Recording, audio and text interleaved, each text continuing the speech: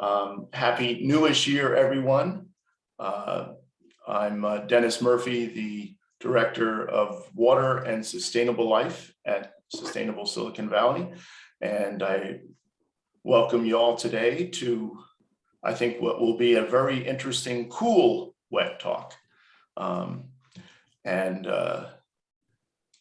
With the two Gregs. Okay, so a little bit about Sustainable Silicon Valley. And basically that we're a nonprofit think and do tank focused on action around water use and reuse, indoor and outdoor air quality, local last mile mobility, and also other issues wrapped up in the leading of a prosperous, equitable, and sustainable life in a decarbonized Bay Area. So there are now 55 cities in California that have all electric building code, and which is a real big step towards that goal. Here's a picture, and actually something it was a recent discovery that this was always thought to be wasted space between solar panels that are ground based in a field, and but apparently I would suggest one of the words for the year coming up is agrivoltaics. You can have solar panels and farmable land too. Actually, the partial shade is very good for a lot of crops. So anyway, one thing that motivates us is Dennis, from on the University of Reading. Point, green roofs with solar perform better. They need less water. They get less burn. There's less replacement cost. There are many paths to enlightenment, and those are two. So anyway, one thing that really drives us, and this is, I just pulled this morning, again, from the Warming Stripes website from the University of Reading, Ed Hawkins, professor there, that have pioneered this visualization of data. And so you can see red is hot, and basically tracking the Industrial Revolution and the modern world, we get to 2010, and those effects really take place. And so we'll be talking about strategies to cool things. I do want to mention that Wet Talks are sponsored by our friends at Cargill. They are the largest privately held corporation in the country, and actually have a lot of good things going on that we'll be talking about more in communications in the future. Just a couple pictures. I'm on the lower right there. Jennifer Thompson is on assignment today, but we'll be looking at the recording when I get to post it, probably tomorrow. Just some housekeeping notes. We prefer questions in the Q&A slot. Keep an eye on chat as well. I don't think we'll have polls today. But it does give me an excuse to put up Mr. Clean's image. So Greg Katz, you'll notice in his reduced lighting goth appearance, but here's a picture of him in daylight. Greg is the founder of the Smart Surfaces Coalition, which demonstrates the value of surfaces that manage the sun and rain, reduce extreme summer heat, stems flooding, and improves public health, creates jobs, and advances equity, all while saving money. This is a fairly audacious claim, but I think it can be backed up. And Greg has had a number of incarnations. I believe he has done probably the most to, and something that's really near and dear to my heart is the valuation of multi-benefits. And So Greg was instrumental and has written a number of books about the cost of green building. Real groundbreaker there. First recipient of the USGBC Lifetime Achievement Awards, I think. And I think has a great perspective as far as that kind of valuation, that kind of investment thinking.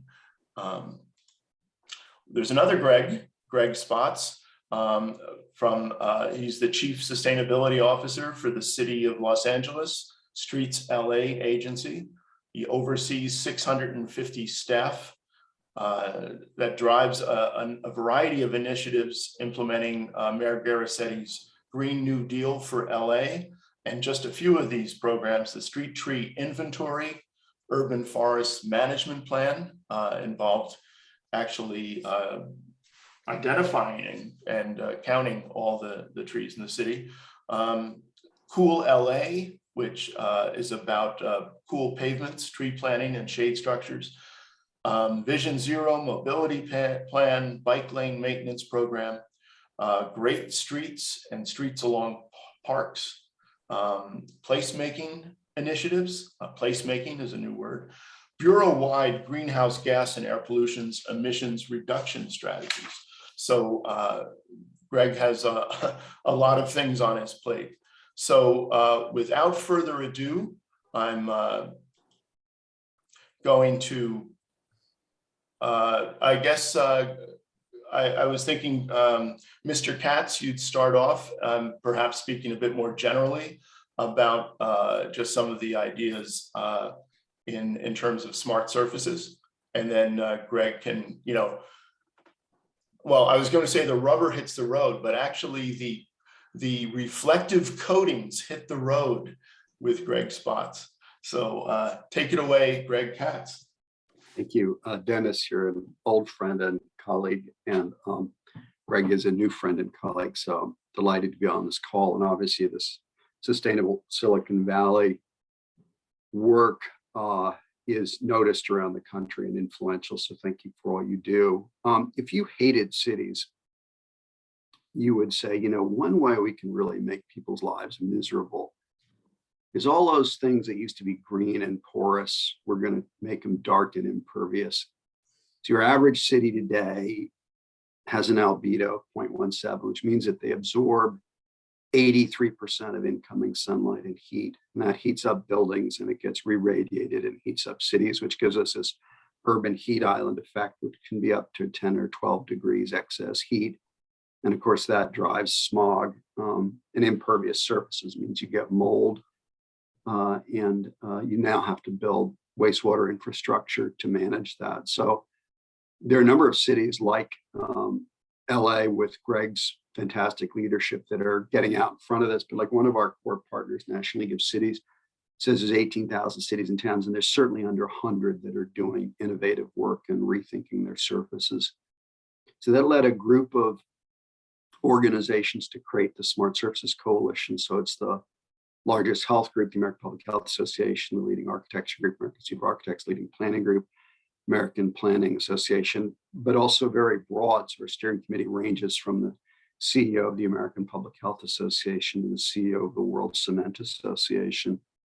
And our organization's purpose is to move from stupid surfaces, meaning dark and impervious, lowest first cost, to surfaces that actually make our cities cooler and healthier and manage water and rain. We call those smart surfaces. So that's pervious, it's reflective, it's green.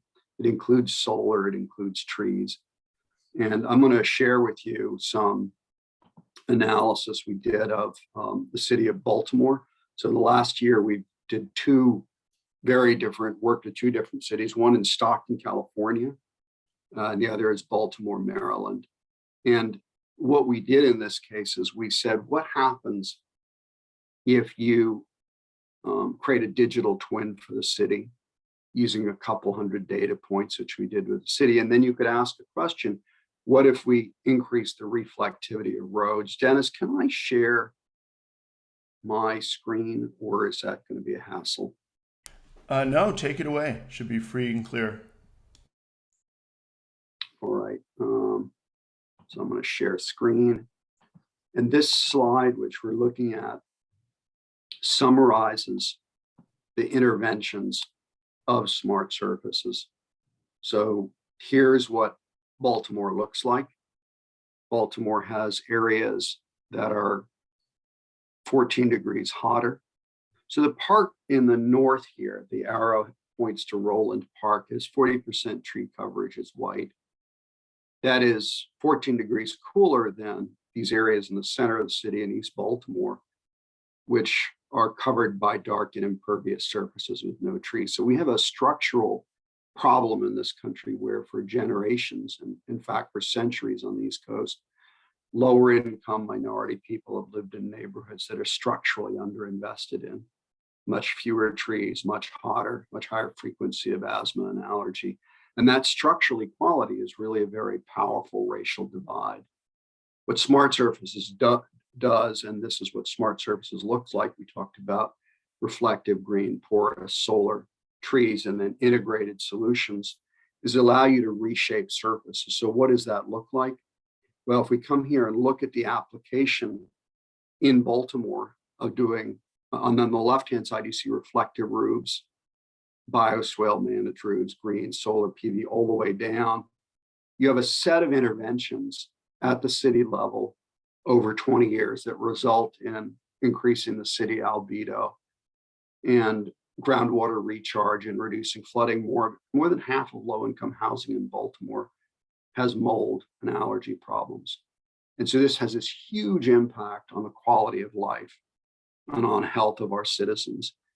When you do these interventions over 20 years and move from dark impervious to smart surfaces, the benefits are quite large. The Tourism Bureau in Baltimore is super jazzed on this because they're losing summer tourism because of heat. So if you put in a super conservative number that you avoid 5% summer tourism losses, you're looking at a net present value of about $13 billion for a city of 600,000 plus people.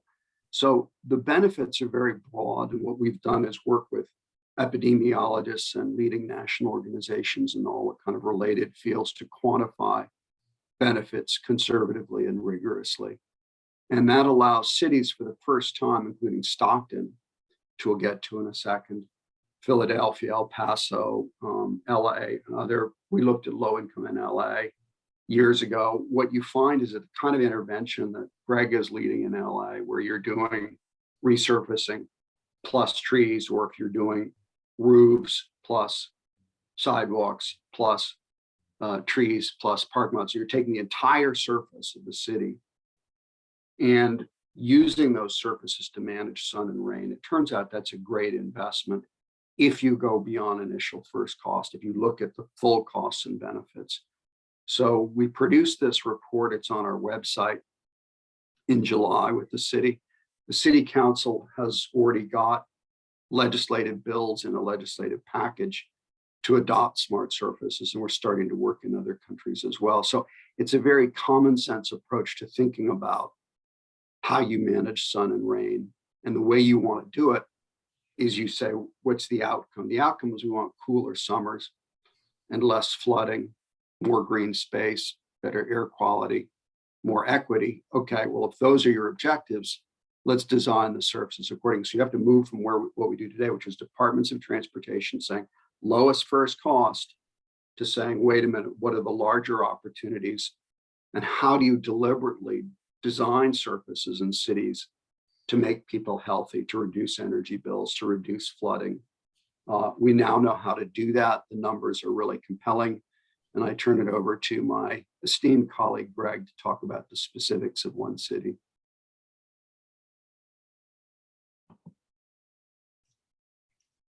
Thank you, Greg. And it's so exciting to zoom out and see the big picture view.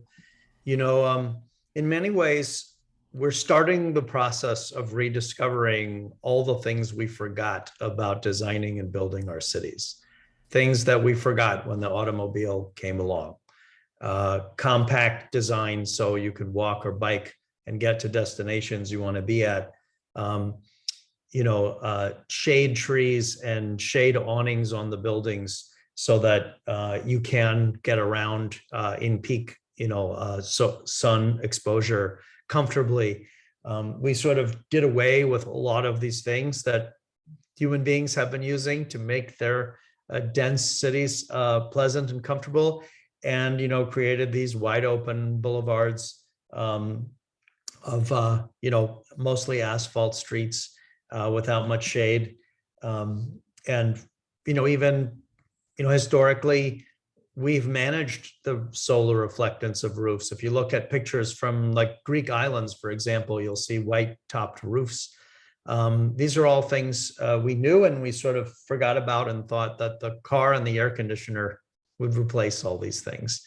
And now we're having to roll back and kind of rediscover some of these things, but also innovate in the process and modernize them.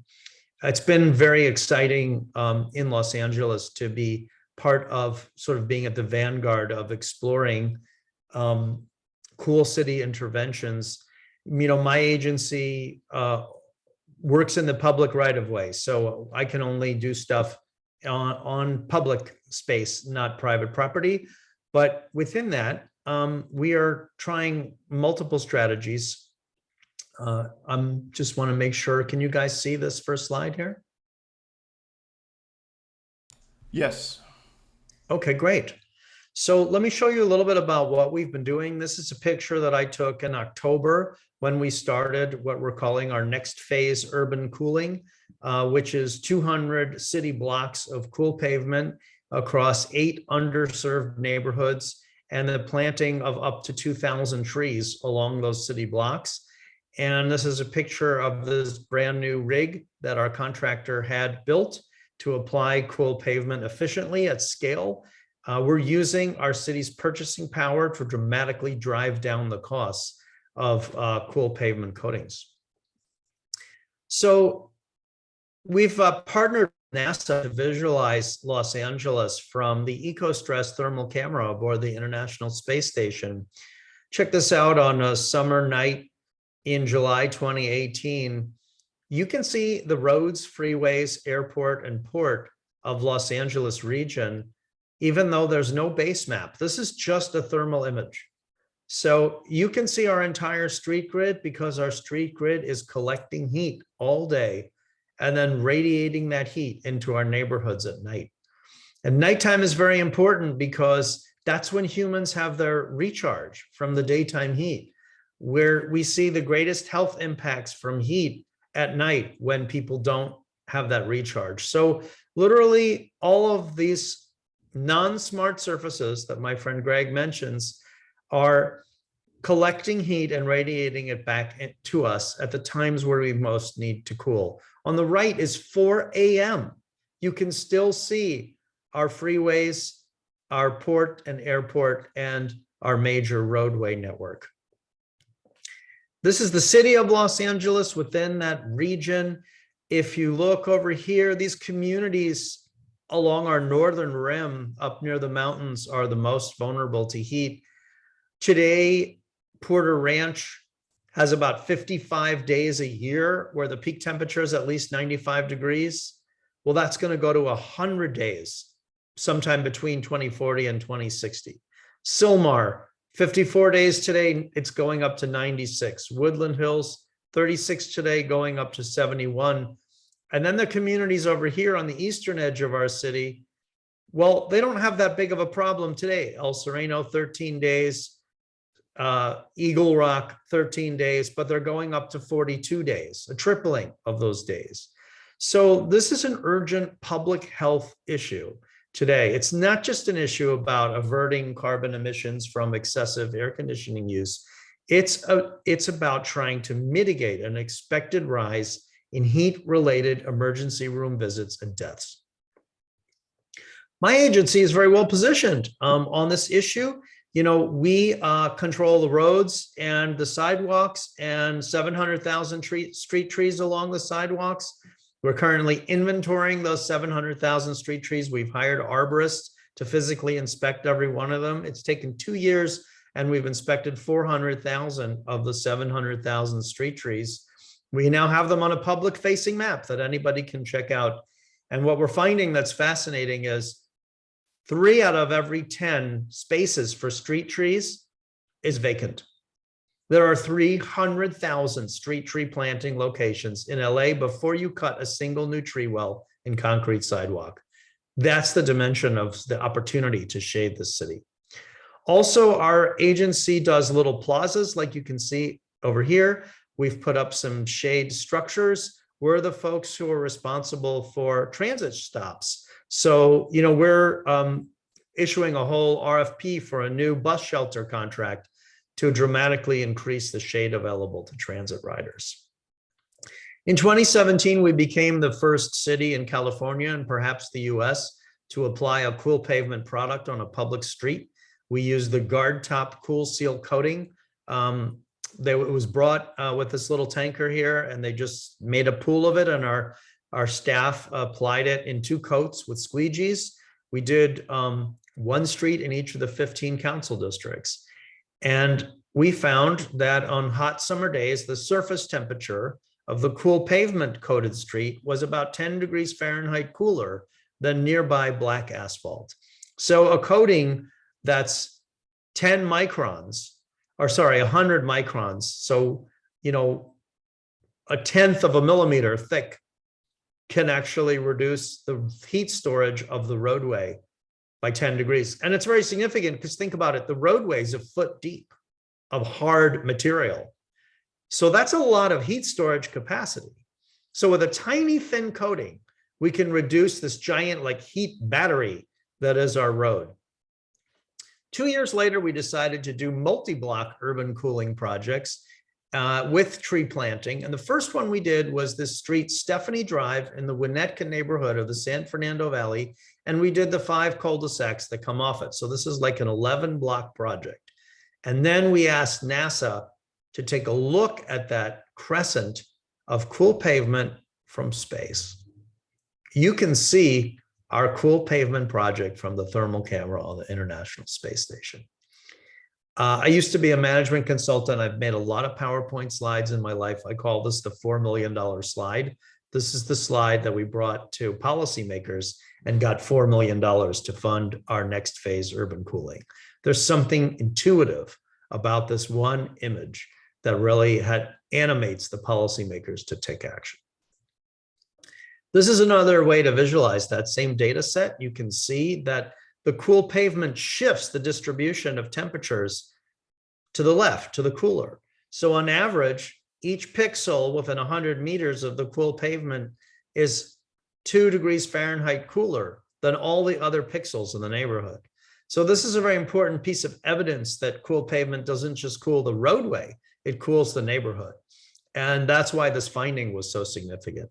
It's really exciting that NASA has all these instruments from space and sometimes from airplanes, and they're much more attuned these days to the idea that that information is public, and they want to find ground-based civilian applications for this data, and they've been great partners for us.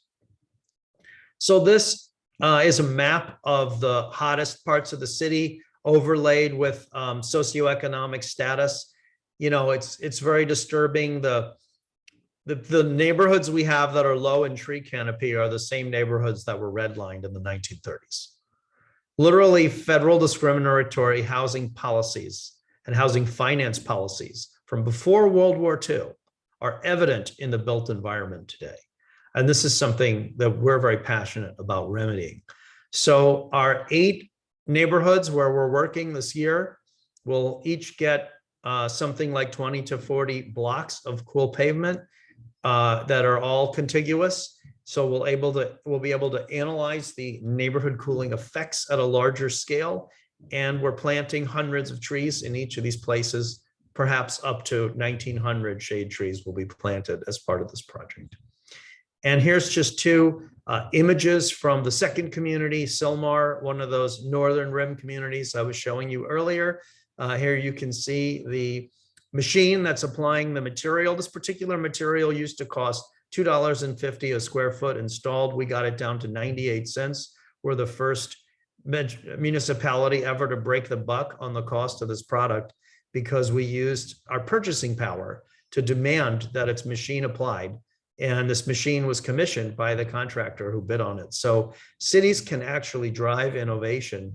On the right is some of the tree planting that we're doing. These are new tree wells. We cut 14 tree wells at Sylmar High School. This is one of the main ways you walk to the high school. And as you can see, there's non-smart surfaces of asphalt parking and no shade. So in one of the hottest parts of the city, a place where people are lower income, and often the household doesn't have a car or enough cars. A lot of these students are walking, biking, and skateboarding to school unshaded. We're working on remedying that. So that's the summary of what we're doing. And, we're also very proud to be part of a variety of different organizations spreading the word about ways to cool down cities. We're very active in the C40 Cities Cool Cities Network. We're a founding member with Phoenix in the Global Cool Cities Alliance Cool Roadways Partnership. We now have 25 cities in that partnership who've issued a request for information from the industry demanding innovation in the materials that we use to make streets and sidewalks. Remember, we're using the same materials to make streets and sidewalks that were used before World War II. And it's time for rapid innovation. And it's been a great privilege for me and learning opportunity to be getting to know Greg Katz and his organization in 2021. And later in the year, I joined the steering committee for smart surfaces. And it's very helpful for me to learn about national and state level policy initiatives that can support this important work.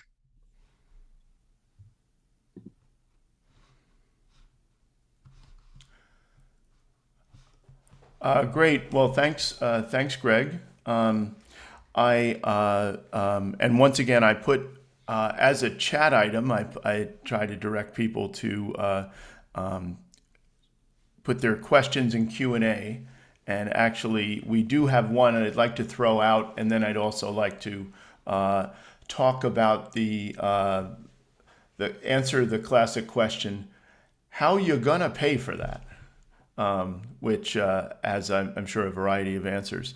But Julia Mamo Laycock from County of San Mateo asks, how have you successfully addressed concerns about maintenance and operations budget required for smart infrastructure? I responded to the chat. I mean, some of these. I do see. Yeah. Okay, Greg. I do see. I would just add to that. I mean, if you're going for high albedo roof, you may want to clean it occasionally, but the reality is you're bouncing heat and light away from a building, away from a road. And a lot of that goes out into space, right? So it's the opposite of what's happening in the Arctic. It directly contributes to global cooling when you make surfaces more reflective. More reflective surfaces don't expand and contract as much. They don't get anywhere near as hot as Greg talked about. And so you don't get the expansion contraction, you don't get the cracking. And so we think conservatively there's a 25 to 50% life extension.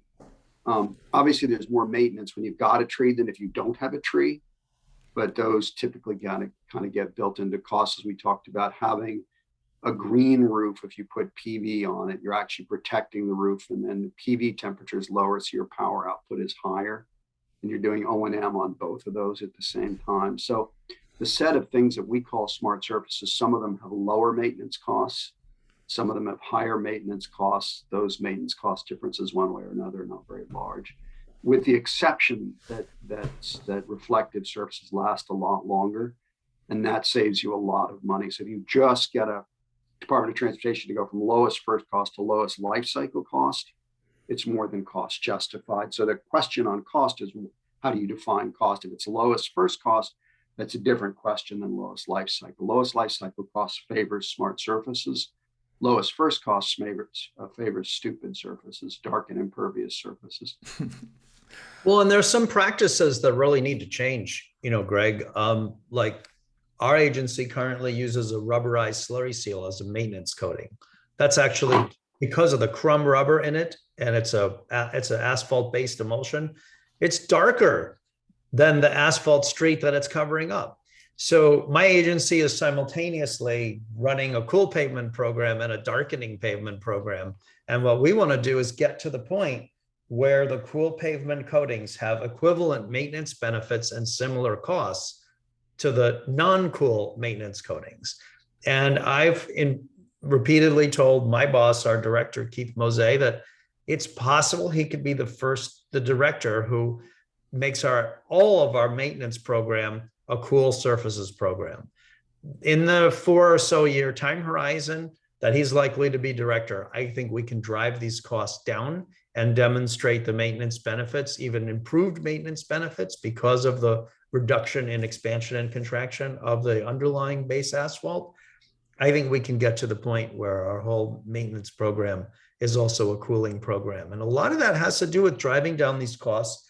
And that's where bringing cities together is so important. Right now, sort of the 2 cities that have taken this cool pavements to scale are LA and Phoenix, but there's more than a dozen pilots going on among the 25 members of the Global Cool Cities, Cool Roadways Partnership. And what we need to do is get to the point where the purchasing power of many cities is combined to drive these costs down. But it's happening. I mean, from $2.50 a foot to 98 cents a foot by spending $4 million, all the cities that follow are going to benefit from watching how this is machine applied with very little labor to touch the material by hand. Planting trees, the watering is quite expensive. In LA, we have no rain in, from, May to October, and it's very hot, and that's a tough time to have the trees survive. And, it can cost as much to water a tree that's newly planted for 3 years. It can cost more to water it than the tree and the planting costs. It can cost 2 to 3 times as much. But these are costs that are also recovered in all the direct and indirect benefits, of having trees. There's even research that says people have psychological and physical well-being effects from living in a neighborhood with trees. There's reduced rates of heart attacks and strokes in neighborhoods that have a lot of trees. So there's a lot of benefits, and I guess a lot depends on how we prioritize what we want to spend. Greg Spots just wanted to relay a question from Ann Edminster, who I'm glad to say got logged in on the 2nd or 3rd attempt. Sorry about that, Ann. But asked about the lifespan of the cool coatings, maybe in comparison, kind of a performance question. Yes. In this recent procurement, we demanded also a 5-year warranty on the coating. And that's the same warranty we receive on our rubberized slurry seal maintenance product today. So we felt, and we got that from the manufacturer. So, that's where you really know that this is going to last. And we weren't getting that when we were piloting, 5 streets here, 10 streets here. And the other vendor we've been using, GuardTop, is also now offering a 5-year warranty. So that 5-year warranty is just absolutely critical to make sure that you're not coming back 2 or 3 years later and recoating it. That's another benefit that we've been getting with spending, real money on this. One other question from Tony Green about implementing smart surfaces in building codes for future construction. Are there any overt things on that? Both overt and covert, I'm glad. Yeah, covert as well, covert actions. I just meant that, it seems like it's a great very obvious kind of practical idea, but then my question in terms of overt was that, is anybody doing anything about this? Bringing the Building Standards Commission and into play, for instance, in California. Just a couple.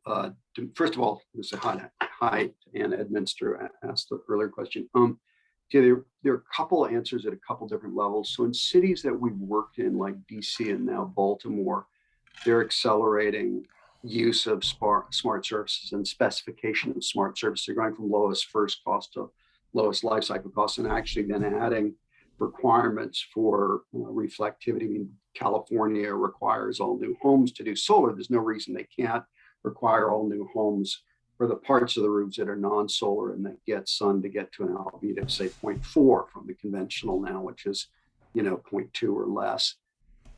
At the national level, Jack, who's project manager at the Smart Surface Coalition, spent a fair amount of time talking to a couple dozen Senate and House staff about this, and we ended up helping get additional language in about specifying smart surfaces in federal infrastructure. We have an initiative that involves law firms around the country evaluating obstacles to smart surfaces in every state and then coming up with draft language to adopt it. And we're raising money for the first 400 cities to do this, to actually have outside legal counsel and guidance in evaluating obstacles and then drafting language and legislation to adopt it. So if you're on the call and you're in a jurisdiction and want some help in adopting smart services, please contact us and we will for sure help you with it. So the answer is yes, federally. We're starting to do that through the infrastructure bill and related language through Department of Transportation and other groups, locally in the places that we work with, and then through this sort of national effort with some of our major partners. But it's a great way to move from stupid to smart is through these kinds of code changes for sure. I want to brag about Los Angeles for a minute. Los Angeles has 35 million square feet of cool roofs as a result of requirements and incentives that were adopted by the city in 2013. And in 2021, those requirements were raised. The minimum albedo was raised. And, it harkens back to many debates in California about like air pollution from cars. There was a time where the car industry said it would cost $10,000 to make a catalytic converter. And it turns out it doesn't even cost $1,000. And the same thing happened in this case. There was resistance, and yet the companies that make roofing products were completely able to adapt and provide products that are cost effective. So I think 35 million square feet is a pretty big number. Yeah, for men like me who are worried about declining albedo, this is very encouraging to hear about this. I wanted to share something since we're just something that occurred when I was kind of preparing for this, and we definitely shouts out to the city of LA. A lot of our wet talks and webinars have actually highlighted a lot of things going on in Southern California to a Bay Area audience. Things like our sharing of imported water from the Sierra. But I did just want to give a shout out to the late, great Bart Rosenfeld, who besides, he's pictured with this other guy next to him getting an award. But famously, Art Rosenfeld, who was the first, had an infamous dinner with Jerry Brown in the 1973, I think, and decided to give up his physics career pretty much to start the California Energy Commission. But among the many things that he did, he was passionate about cool roofs and this idea of reflecting heat. And so anyway, I kind of interrupted this program to just give a shout out to some of the things. He was very much big on cool roofs. He was very much big on pigments in cars that would reflect heat as well. And so if you're listening, Art, just wanted to point that out.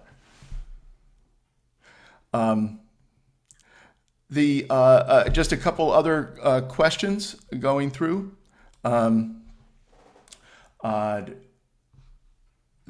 Does the cool pavement coating, and we focused on cool pavement, and hopefully we'll touch on some of the other things as well. But I think Cool Pavement is, besides being very interesting, it's the newest thing.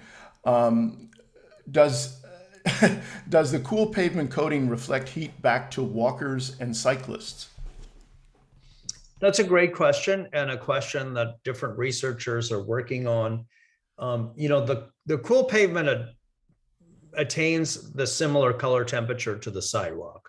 So it's not something we're unfamiliar with, right? The albedo of the treated pavement is a gray color that has a similar reflectivity than the sidewalk that we're all walking on today. But we're doing some research about that. We're not coating the road so that you stand in the middle of the road at solar noon on a summer day. Like, we don't want you standing in the roadway. So it may be that momentarily it would be a little bit warmer at peak solar noon when the sun's straight overhead and that light is reflected back to you, but it wouldn't be any warmer than standing on the sidewalk. So one of the areas we are trying to understand better is thermal comfort for pedestrian plazas, bike lanes, etc. It's a very complex question because, there's short wave and long wave radiation. So, a black asphalt, surface for a farmer's market, for example, it might not be reflecting the sunlight, but it's warming up and radiating heat. And a cool coating on that would be reflecting more sunlight, but the substructure wouldn't be gaining heat and radiating the heat. So these are actually complex questions that we're all looking into.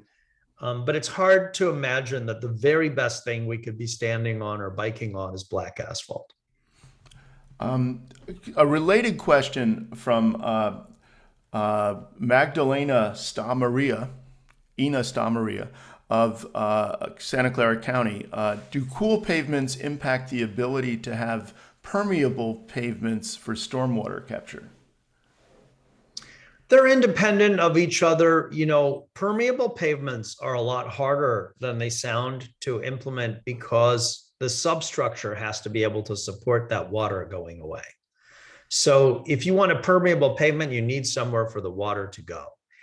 And, if you were building new off-street parking for a shopping center and there hadn't been parking there before, you could design a subsurface with rock that would have spaces in between it so that water could drain through, and then you could put a topping on it of permeable asphalt or permeable concrete.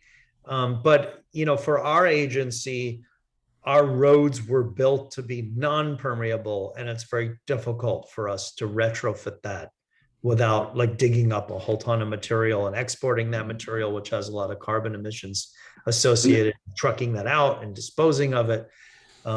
So it can be a little bit harder than you think to retrofit. And some of it depends on the soil underneath the base of the road, if that's permeable. In LA, some of our city is over clay. And so the soils themselves are not all that permeable. But there are definitely opportunities in the right places for permeable. A lot of the permeable surfaces are concrete, which are conducive to porosity, but asphalt is not. So what do you do to Greg's point about a parking lot? Well, you don't try and make that permeable. You use the low cost surface that you have, but you make it reflective, and then you put in a tree trench or a bioswale. And a square foot of bioswale, that is an engineered surface that goes into the ground that may have gravel in it, that's got some plantings in it, typically can handle 20 square feet of adjacent parking lot. So if I have a 10,000 square foot or let's say 1,000 square foot parking lot, all I need is 50 square feet of catchment area with, say, trees and grass in it to handle all the water. So now I've got a reflective surface on a parking lot, which now lasts longer and is cooler. I've got the shade from the trees, and I'm managing all the water. So the water management piece of it can be solved in different ways. If you look at a conventional commercial roof, for example, in a lot of the cities that we work with, a great solution is you have a very reflective roof, and then you have a gravity fed water goes through down the side and into a water feature like a bioswale. So you're managing water and rain. And that's really where you want to go with all the city surfaces. You want to manage rain and you want to manage sun to make the city more livable, not less livable, which is what we've been doing to date largely. Yeah, it's really sort of a systems thinking, right? The holistic systems thinking rather than sort of a mono, a single material, single purpose approach. Like, why can't a parking lot be more of a system to enable the parking, but also avoid excess heating, provide shade, provide rain management? Why can't we require that it isn't just a big slab of black asphalt that has a net negative for the rest of the surrounding community? And the answer to that has been that we've kind of all intuitively understand that a cooler city is better for us. But until you get the numbers, rigorous numbers that are quantified, it becomes hard to make that case. So what we end up doing is assigning a $0 value to benefits that relate to things like respiratory impact on children or frequencies of heart attack or early heat deaths, things like that. We now, through this coalition, have more and more rigorous data, which is publicly available, which is highly documented, which is transparent, which has links through to the current data that we've developed with groups like the American Public Health Association, Graduate School of Health at Harvard, places like that, MIT. And what that shows is that our intuitive sense that a cooler, greener environment is good for us in many ways, that the numbers, the data support that in ways that make this a no-brainer decision, or should be a no-brainer decision. So the challenge is, how do you take these new findings back into the public space and convince mayors and city councils and legislatures to act on our new findings, on our new knowledge that designing cities to make them healthy and comfortable, lo and behold, make them healthy and comfortable. Surprise, surprise, right? It's sort of giving numbers to common sense. And that's transformative. So Greg, you touched on that, and this is the how are you going to pay for that kind of question? So I see Jackson from Smart Surfaces Coalition has put into the chat, he's put a couple good links as far as the Smart Surfaces initiatives, both on the federal level and also the regulatory mapping initiative. But I wondered if we could kind of even go from specific solutions, specific Smart Surfaces solutions, to just a quick, relatively quick discussion on that kind of funding and investment issue that you talk about. Obviously, you've done detailed studies. So Greg Katz, within the Smart Surfaces history, esteemed history in a short time, both in Baltimore and Philadelphia, and actually most interesting in a California setting, Stockton. You've done specific analysis and made specific recommendations, and I wondered if you could address some of those issues in terms of, say, the valuation for that. And then Greg Spots, I'd put onto you, how this gets down into, kind of budget time. And you mentioned the $4 million slide, and but also the holistic kind of thing when the reality of funding streams or in some cases funding dams like Prop 218 are, preventing things maybe, or there is a business as usual mindset. So first Mr. Katz, then Mr. Spots. Take it away. In all the cities that we worked with that are adopting Smart Surfaces, what you want to avoid doing is ripping up a road that has life on it, or ripping up a roof that has life on it. So this is either new or replacement. The exception is the kind of work that Greg's been leading on so importantly, which is you can resurface roads, but you're not going to go in and rip up something. So the cost is the marginal cost of designing to make it reflective or porous not the total cost of a new construction. And when you look at every year in the 20 years of implementation in cities like El Paso or, DC, Philadelphia, Stockton, places like that, every year the benefits are larger because you're implementing over time. And so the question is, who's benefiting? And there are a set of those benefits that accrue to the city.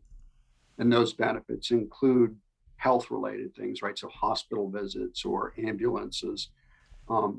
The tax base ultimately is affected. Energy bills are affected. The compliance costs for air and water quality for jurisdictions can be quite high.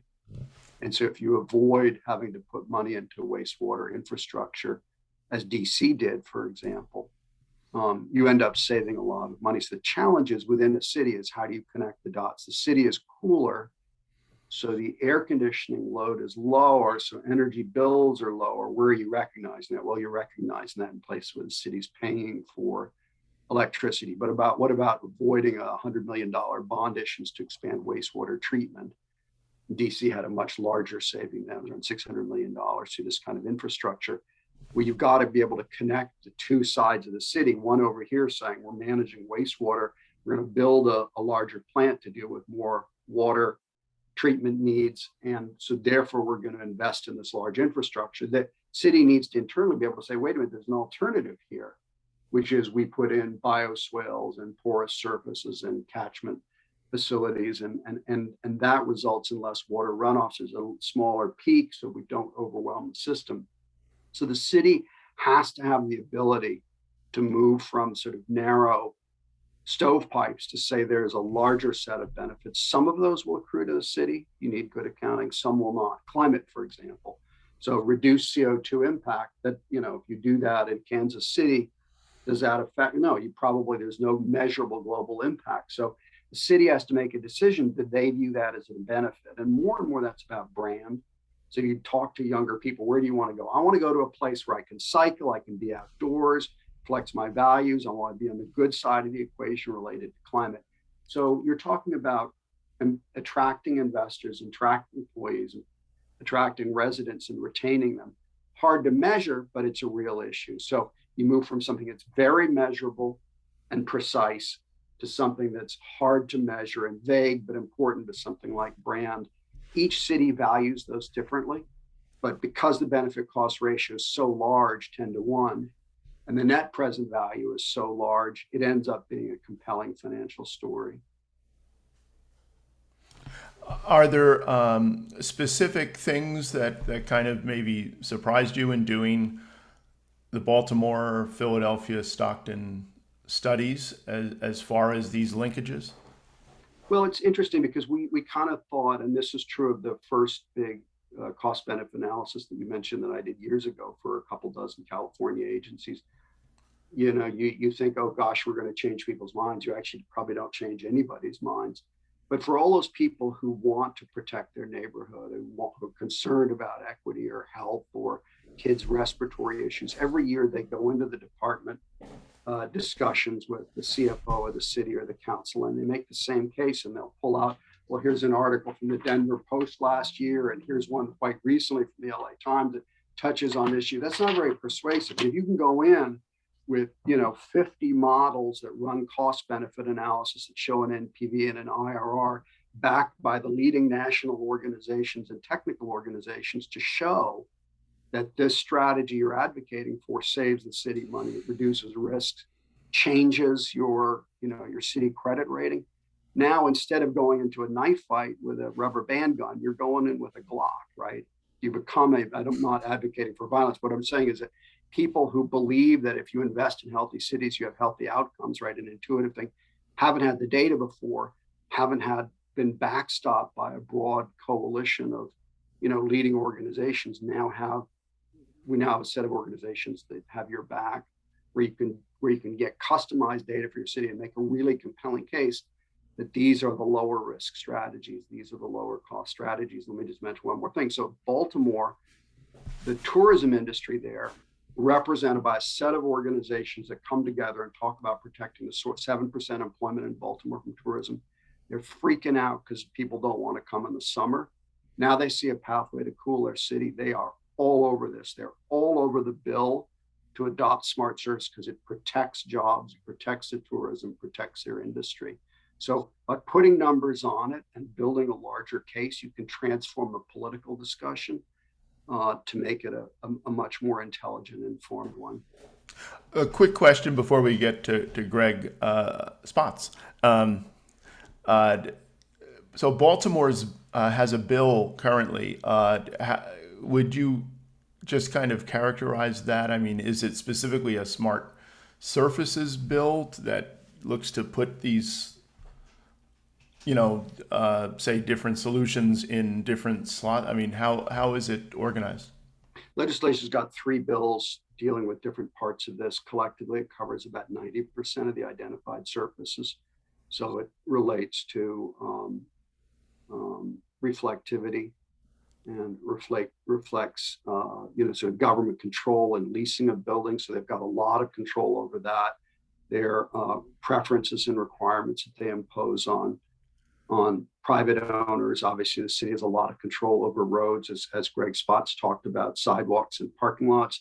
That's relatively straightforward to them. So it's a set of bills that in the legislative package, think roughly gets about 90% of the smart surfaces, the 12 most effective and cost-effective measures, that 10x return, $13 billion net present value. This legislation would adopt about 90% of those measures because the numbers are compelling, right?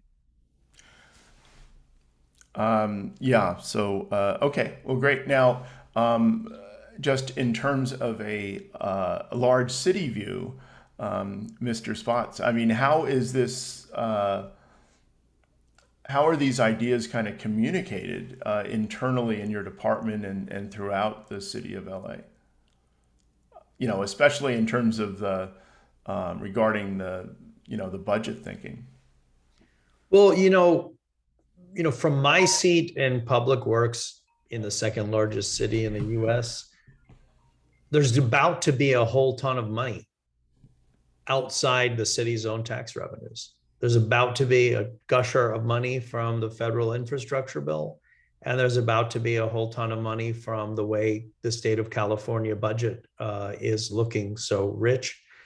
And the critical question isn't having the money, it's what is the money going to be spent on?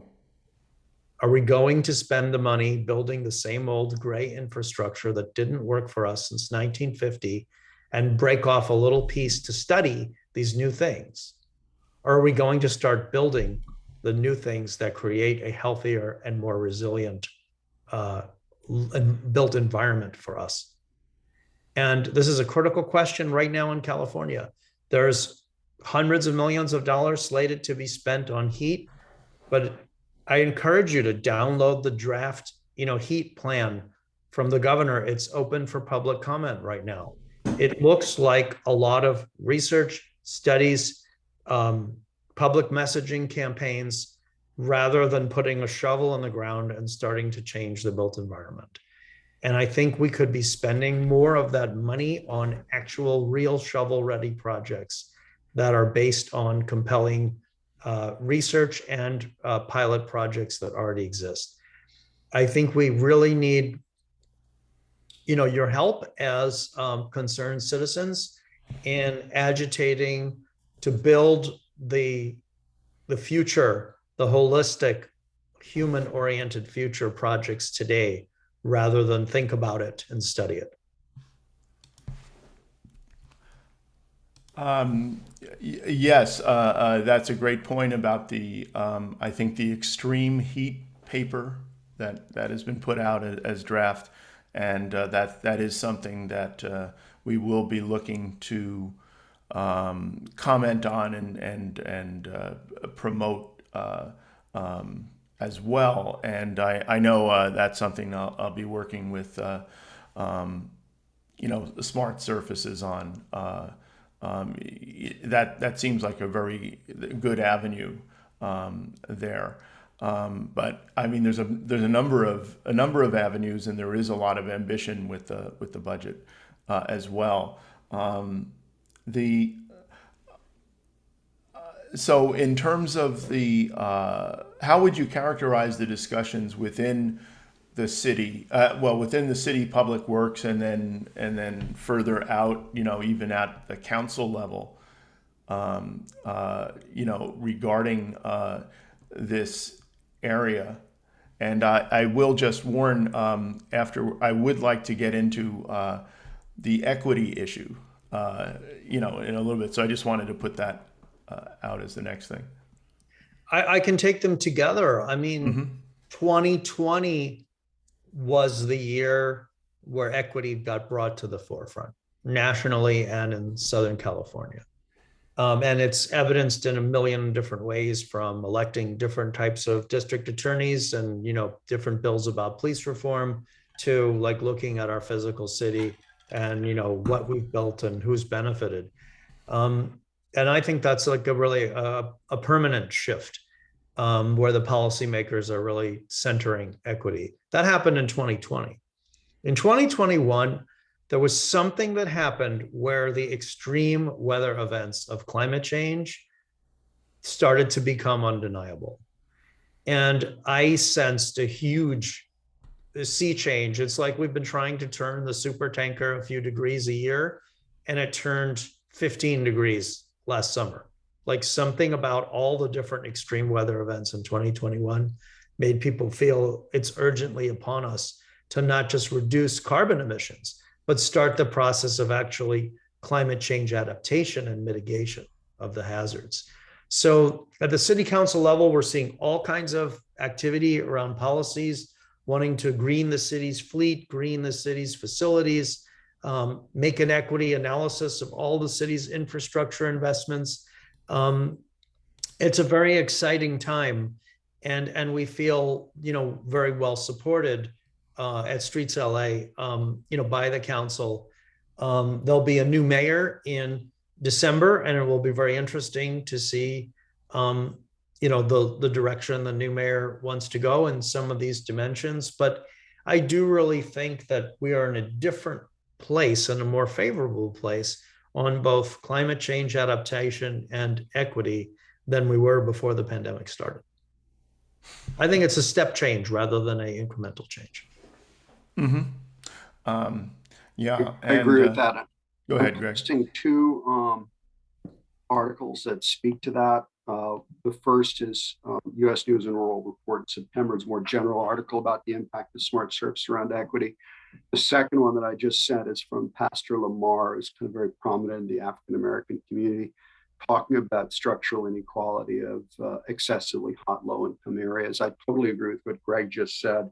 I do think it's a phase change. I think what's exciting about what he's doing, his leadership, which is globally impactful. I think the sort of metrics of measuring temperature and deliberately changing temperature, air quality, water quality, risk of mold, and all that in neighborhoods gives the environmental justice movement tools to ask for and measure and drive very rapid change in quality of life that's been structurally different for minorities and whites for 2 centuries, 3 centuries on the East Coast, and for a century on the West Coast. Yeah, I do think from an equity standpoint, there is huge potential in the public works departments of cities. I mean, obviously, there needs to be kind of the environment for it, but in terms of smart surfaces solutions, I think disadvantaged community areas, that have not had the infrastructure, as the pastor said in that U.S. News report. I mean, years of low investment or no investment, and they have can reach the biggest gains from a lot of these solutions. So I think that the linkage between kind of public works and equity and sustainable communities is really something that needs to be developed and recognized. I did want to go to some of the questions and comments. Ann Edminster had asked about state legislation we can support. And I think, and for one thing, I think that comments and organized reaction to the extreme heat report, I think, is going to be important. As well as perhaps things built around the draft's budget, and then the legislation. I guess this, in terms of the season in California, is a little different from the rest of the country in terms of their state legislatures. The timing is different, but legislation is kind of forming at this period, and so there isn't, bills are not so much announced at this juncture, but that's something we'll be monitoring quite a bit, looking to get behind. And so to the going back to the the Q&A, Mariana Grossman, good to see you here, Mariana, asked about Caltrans. And obviously a huge entity across the state of California. Is Caltrans working with you? Obviously they have big buying power and projects that could support smart and cool surfaces. I wondered, Mr. Spots, if you'd want to address that. I think that's TBD.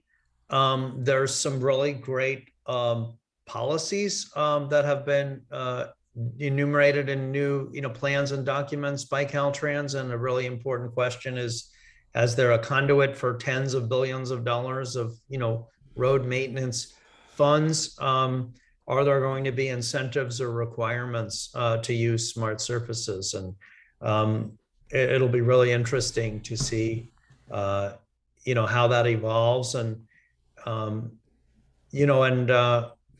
I think it's a really neat leadership opportunity, for the governor to really try to shift what it is that we fund when we are providing localities with money for road maintenance and road construction. Just to build on what Greg said, I mean, there's, when we think about it, there's sort of two parts. The first is sort of, if you're in a hole, stop digging, or first do no harm, right? The Hippocratic Oath. What happens is this money gets dispersed, and then it goes out to cities, and the cities are like, great, we're going to sub it out to the departments of transportation, and the departments of transportation are like, well, it's got to be lowest cost because that's how we've always done it. So what is intended to be Build Back Better results in hotter, less pervious, more smog, more inequity. And so this kind of language, it can't just be general. There has to be a specification in there saying, look at what LA is doing, right? All of our surfaces need to be smart surfaces. And to get into the nitty gritty, and so that the implementation money doesn't default to the stupidest, lowest first cost, rather it actually contributes to health and to reducing bills and energy bills and, mold and everything else. So there's a kind of an intervention around the specific opportunity to make sure that the money has a positive impact. And then the second is sort of a larger thing. So, it could say, well, look what's going on in LA. Let's put a $500 million, $1 billion challenge grant together with cities to co-fund the kind of stuff that Greg's doing in LA, right? So and let's even broaden that. Let's get onto some rooftops. Let's do parking lots.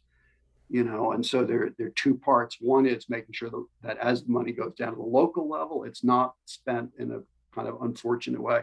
And the second is sort of larger scaling programs. In parallel, let me just go ahead, Greg. There's a movement outside of the climate change mitigation world asking the question, are we going to build more roads to open up more suburbs and exurbs, or are we going to make the urban core more livable and improve active transportation and mobility that's lower carbon? That's another layer in the whole conversation about road funding. Are more lanes to more places the way we still want to go, or should it be about making it more viable for people to use to get out of their car and use a, walking, biking, transit. And that's another dimension to the funding question. Where all this wonderful funding coming down from the feds is going to end up going, and what is it going to be building? Yeah, I know in the mindset, this is more of a Brown administration thing, but it's carried over to some certain extent, is that there was almost a prohibition about being too prescriptive in writing legislation. Like let the agencies do what they do. And I think that's historically been pretty dangerous, like with Caltrans. And because of, for just a number of issues. And it seems like that perhaps aircraft carriers turning around a bit, but there's a lot to turn around in terms of this issue about, the roads must roll, if you're a science fiction fan. But and actually with Caltrans, has not been a paradigm of progressive thinking over the years. And, it's more about more roads throughout. And also, so that's been an issue, I think, especially in terms of some of these funding things, like perhaps not, I know it carries over on the water side certainly with nature-based solutions and green infrastructure, like around the bay, for instance, where that, green infrastructure over gray infrastructure, the concrete kind of seawall things versus vertical levees and things. We've talked about that a lot on the water side. And so I do think there does need to be a bit of prescription in terms of, say, legislation to kind of start looking at, the smart surfaces things, the nature-based solutions, at least put it on some kind of footing with the conventional construction, where it, again, you get into what Greg Katz was talking about with, maybe first cost versus life cycle cost, as well. But I think even sometimes, I know with the nature-based solutions, some of the first costs are pretty impressive as well. We could, give a shout out to CAL FIRE here, because their grant program for urban forestry is quite robust, and the city of LA and other surrounding cities have benefited from all different types of grants, from planting trees to doing tree inventories to developing policies and funding mechanisms locally. San Francisco had that whole tree initiative, right, that the voters voted on so that the city would take on maintenance of their 160,000 street trees, and that's now required to be funded. So I do see, one of my roles at StreetsLA is I oversee our 225 people in the urban forestry division, and I really do see California as doing a good job in funding the urban forest, and I think that's about to get better. I think there's some new pots of money contemplated as the state budget situation is looking so favorable. I wanted to get some questions from David Takahashi, who's been busy on the Q&A, and he asked about smart surfaces mitigating statewide drought conditions. That's a question, right? That's a question. Do these smart surfaces mitigate statewide drought conditions? California, Southern California doesn't get a ton of rain, and it's kind of crazy for that rain when it arrives to not go into the ground and do groundwater recharge, right? In areas of California, California's are huge, it's a continent by itself, but there are places obviously in California that get a lot of rain, not very much, and the infrastructure decisions shouldn't be made at a state level. And so our analysis of Stockton has a set of interventions that are very different than Baltimore. And your intervention in an LA suburb is going to be very different than it is in, I don't know what, somewhere in Northern California. But I think if you could step back and sort of say, wait a minute, what are we trying to affect here? Do we care about groundwater recharge? Do we care about runoff? Do we care about mold? Do we think that bioswales make sense to manage urban roofs? And if so, are we willing to put in the money to, as Greg said, in places where we don't have rain for 3 or 4 months in the summer where we have the greatest transpiration because the heat's greatest, are we willing to put in the money to water those, or, until the roots get deep enough? And so there's kind of a process of having to break down the walls between different departments so that the people who deal with wastewater, talk to people who deal with roads, who deal with roof requirements, and that has to come together in a single discussion, which is why I try to frame it as a single discussion of smart surfaces. So very location specific. I would say generally, the more carefully you look at it, the more additional benefits you attribute, whether it's PM 2.5 reduction or viewscape impacts. We're raising money for 4 or 5 people full-time at the Harvard Graduate School of Public Health now to do very deep dives on the very large existing data sets, millions and millions of data sets, to really try and uncover the relationship between the proximity to greenness and air quality and long-term health costs. And that kind of additional data, which is still a year, 2 years away, is going to allow yet again more informed decisions that kind of get the larger set of benefits. Again, directionally, the more you understand the benefits, the more you lean in the direction of where Greg is going with LA and to integrated smart surfaces approaches. Well, and in a lot of ways, it shows us how many things we thought were separate are really connected. There's a whole movement around one water that, we have a certain number of water molecules in the world and we're never going to get any more.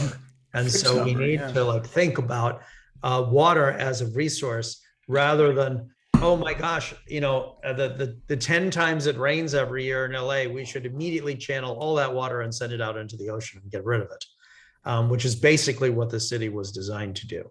But fascinating, that evidence that these disciplines are converging and starting to blend together is one of the great one water proponents in Los Angeles, Adel Hashkhalil, went from being an assistant general manager of the Bureau of Sanitation for LA to the general manager of my department. And then last summer, he went to become the general manager of the Southern California Water District.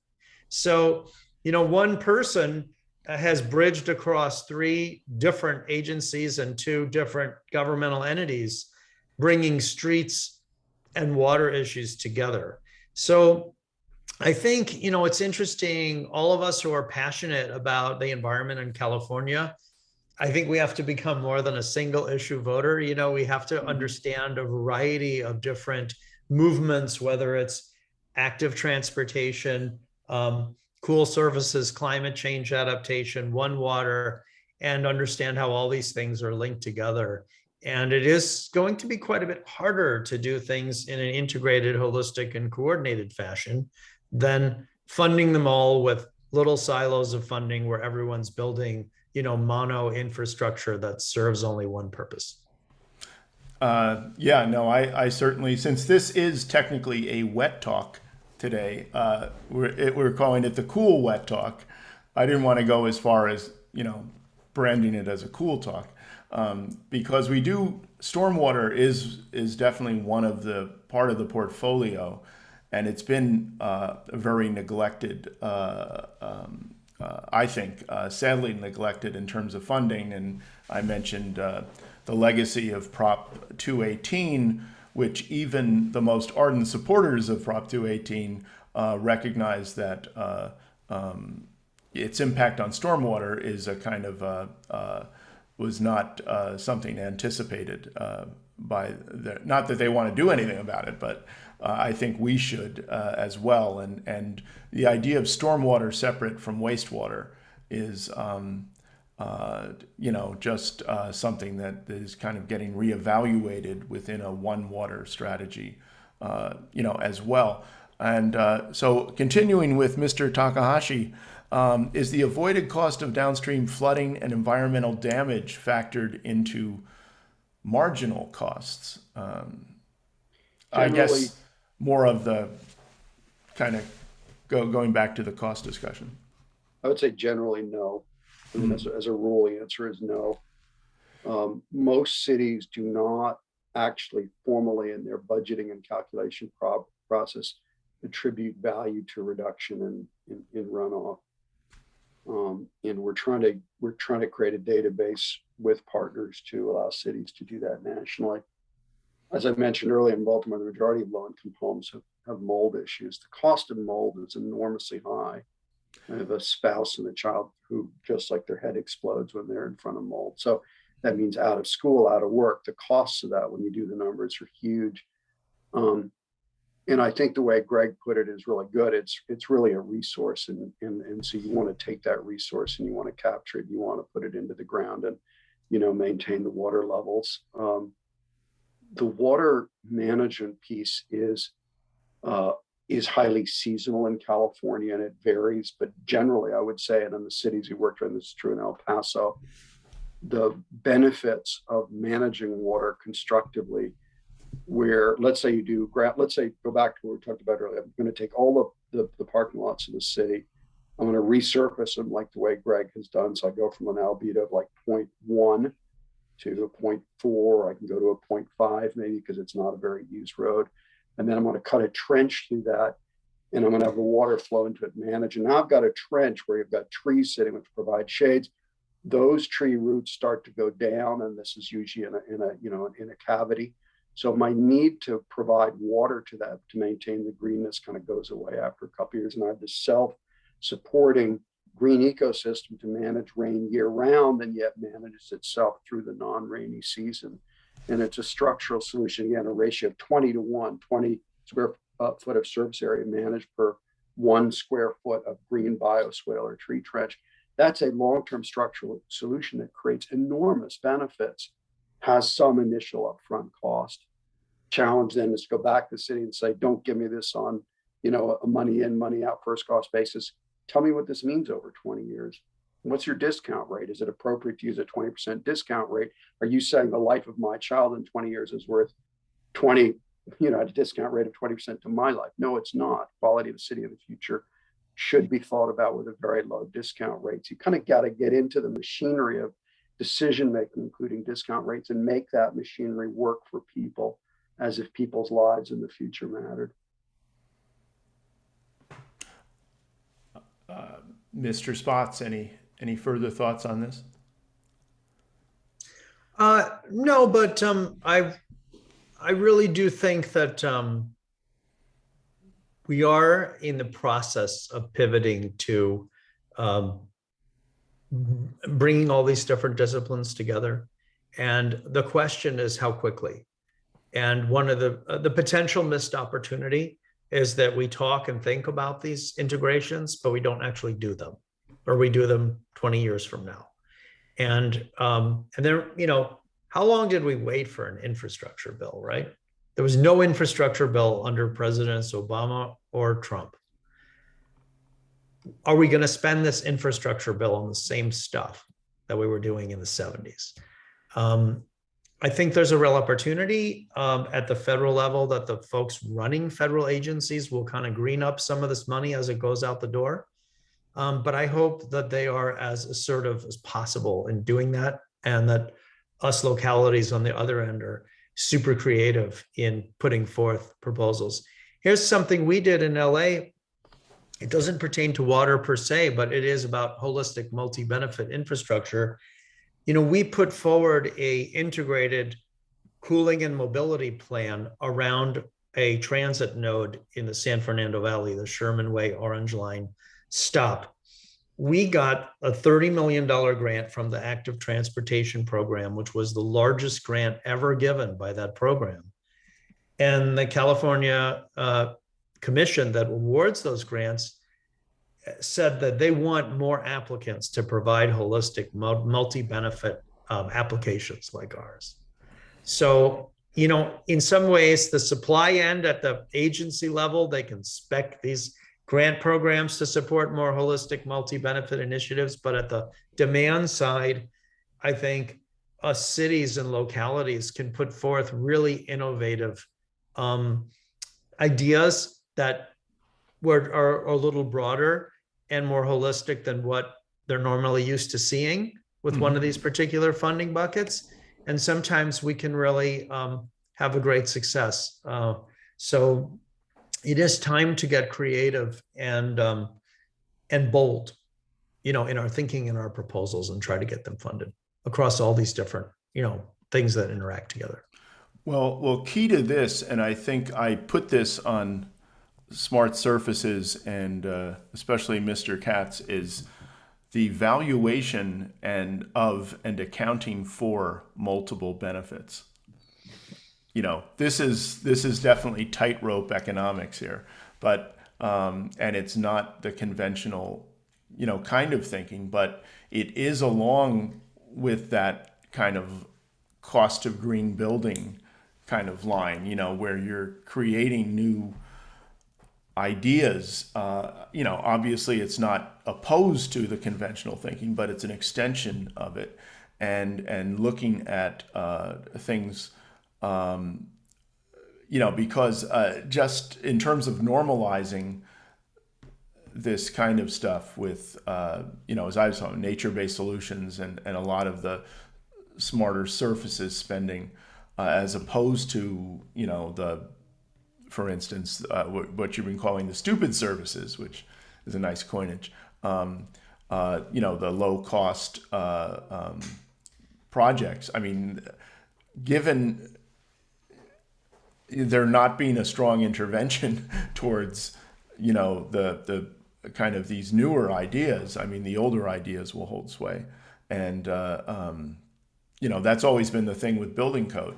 I mean, left to their own devices, contractors and their subs are going to do, they're going to build buildings from basically 50-year-old buildings. They're going to build them new. And it's a risk question, right? So Manny Diaz, who's a former mayor of Miami, said something quite funny. We were on a call about 8 months ago. He said, cities like being the first. And then he stopped and said, as long as it's been done before. Yeah, exactly. And so that really gets at the risk issue. And I think what we would say now is that going with conventional dark impervious surfaces is much riskier than smart surfaces, partly because the smart surfaces are all proven, right? These are all proven commercially available technologies. You have multiple options. You have independent, standards groups like the U.S. Cool Rating Council. So there's no technical risk. And what we want to do is sort of flip the equation. If you talk to a Department of Transportation, like, no, we got to do dark and impervious because that's what we've always done it. What they're really saying is there's no risk. And what we need to say back is, I'm sorry, but there really is risk. If you want to be elected as mayor again or council member, and you're putting your city on a pathway to get hotter and hotter and hotter, that's not a good story. Good luck getting reelected. And we're going to make that really clear. There's an alternative pathway, right? So cities will probably in the US on average get 0.5 degree Fahrenheit hotter by 2050 as business as usual. What we show is you can cool by 4 to 5 degrees during that period. Is that a good story to run on? I think so. Is that a good risk reduction story? I think so. So I think it's good to call out risk and say what you're doing, you do because you think historically it's not risky. Actually, it is risky. Actually, there are potential liability pathways to be sued if you result in a lot more asthma and allergy and structural risk and building failure and mold because you didn't do something that's widely available, widely recognized as a prudent surfacing decision. You now potentially personally or as an institution or as a government have liability issues because you failed to act responsibly. You act irresponsibly with the public purse. So I think it's really important for all of us who kind of care about these issues to make the risk equation clear and to say these are lower risk strategies we're advocating for. Yeah, that's a really important point. I mean, just as an example, just with the reinsurance industry, recognizing, the impacts of climate change and flooding in, especially in kind of low-lying resort communities, and not really at one point, actually, this is almost like 10 years ago, just saying, well, those people that defy after the flood and they we'll build again. And it's like, maybe not, I mean, let's think about this. And that kind of thinking should enter this realm. We're in the lightning round. It's coming up and time to kind of wrap up, but just one real quick question with from Mr. Takahashi. He says he has heard a claim that permeable surfaces are prone to becoming impermeable through plugging of the surface. Is this true? It can be, and a lot depends on whether there's regular rains.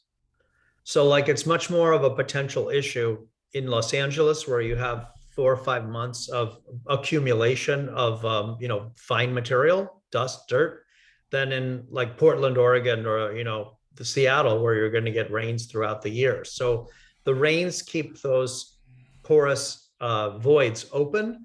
Long periods of no rain can end up plugging them up, and then you might even need some sort of vacuuming or other kind of maintenance. That's what I've been hearing locally. Greg, what are your thoughts? Yeah, I think that's right. You might have 30% cavity in a concrete porous pavement, and that might be reduced. What you said is right earlier. Obviously, really, if in a soil like DC that's super clay, your ability for water to move through and go to the soil is limited. In most soils, if the water can go through the pervious surface and then typically maybe through a mesh and into the ground, its capacity to store water over longer periods is very high. And so there is some degradation in the capacity of pervious surfaces to hold and retain water, but it's only a reduction in percentage, and it's still extraordinarily valuable, both in a couple ways. One is reducing your peak water, which is going to determine whether or not you've got overflow of there are 930 cities that have combined sewerage and rainwater, and in those jurisdictions, your peak water from rain determines whether or not that combined sewer and rain overflows into rivers. Now you're getting into a world of hurt in terms of violation and cost and infrastructure. So it deals with that issue. Second is you're recharging groundwater, which means trees can access water so they can self water rather than, which goes back to your comment earlier about all the water running off from LA. The third is that water availability in a pavement that holds water means that water is available for transpiration, so that heat going into that pavement converts water into gas, into moisture that is taken away in the air. There's a big cooling impact as that air leaves, the moisture-laden air leaves the city. It typically comes out as rainfall. So you have this cycle of water available in city, which is increased through pervious pavements, being part of a citywide cooling mechanism. So all three of those dimensions are important for water. But even water, if your water retention capacity goes down from 30% to 20 or 25%, the benefits are so large when you understand them fully, it's not a reason to not do it. And as Greg said, sometimes you may have to, sweep or do something like that, but it's not a huge O&M burden. Yeah, so it's the smart surfaces water cycle. I'll have to do a graphic on that. Actually, the I'd like to thank both Gregs for appearing on this cool wet talk, and there will be. Especially with people that signed up for this, we will follow up with video and the chat, a link to the chat, and then also we will be following on with kind of organizing commentary in terms of the extreme heat draft, the California budget, and upcoming legislation, or perhaps looking to influence some existing or legislation that is being considered to include smart surface solutions covertly and overtly. And so once again, thanks for playing. I'd like to remind Let me just say on everybody that to be Jack like water. was on the call, that if anybody is actively involved as a group to try and contribute to better California legislation, we would love to help you with that. We've been working on modifying and amending legislation now for a couple of years, and we'd love to support you in that. So please contact us if you're a group that's trying to contribute to better either state or local legislation around these issues. So we'd love to help you out, support you. Yeah, I mean, personally, I'm pretty bullish on this in terms of how this kind of meshes with a lot of